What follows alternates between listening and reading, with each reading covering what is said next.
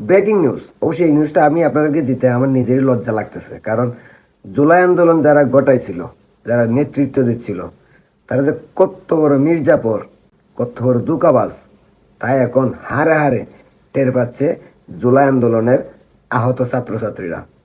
ঘটনা হচ্ছে, আজকে জুলাই ফাউন্ডেশনের যে অফিস, সে অফিস ভাঙচুর করছে জুলাই আন্দোলনের আহতরা। আর তার কারণ, তারা সুচিকিৎসা পাচ্ছে না বলেই এই অফিস ভাঙচুর করছে।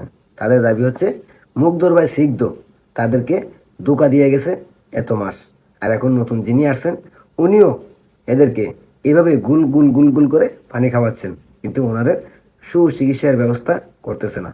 কি আর বলবো ভাই, আমি আন্দোলনের পরপরই বলছিলাম যে এই ছাত্রছাত্রীদের মাথার বা কাঁঠাল ভেঙে খাবে শকুনের দল, আর এই ছাত্রছাত্রীরা বেকুব হয়ে পড়ে থাকবে। তাই ঘটতেছে। জুলাই আন্দোলনে 200 কোটি টাকা গেল কোথায়? কেন জুলাই আন্দোলনের আহতরা চিকিৎসা টাকা পাচ্ছে না?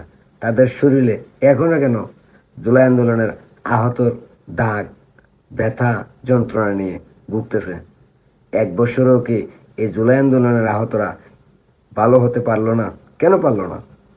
কারণ ওই যে লুটেরের দল, যারা সাধারণ ছাত্রছাত্রীদের ব্যবহার করছে ক্ষমতার জন্য, টাকার জন্য, আর সেই টাকা তারা বাট বাটোয়ারা করে খাচ্ছে, নতুন দল করতেছে, রাজনীতি করতেছে, মিটিং মিছিল করতেছে। কিন্তু যারা জুলাই আন্দোলনে আহত হয়েছে তাদের খোঁজ নেওয়ার প্রয়োজন নেই, কারণ তাদের স্বার্থ আদায় হয়ে গেছে। একটা প্রমাণিত এখন।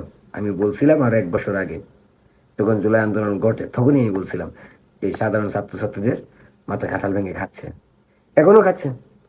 না হলে ভাই 1 বছরেও ছাত্রছাত্রীরা কেন ভালো হবে না? আহতরা কেন সুস্থ হয়ে উঠবে না?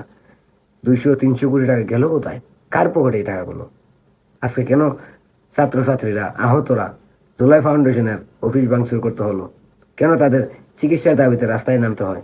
কেন 100 কোটি টাকার টাকার পরও এদের সুচিকিৎসা হচ্ছে না? মিডিয়াতে দেখাচ্ছে 1-2 জন চিকিৎসা, আর বাকিদের অবহেলার শিকার। কারণ তাদের স্বার্থ আদায় হয়ে গেছে। এখন আহতরা বাঁচলে বাঁচুক, না বাঁচলে নেই, স্বার্থ তো আদায় হয়ে গেছে। এই হচ্ছে জুলাই আন্দোলনের প্রকৃত রূপ।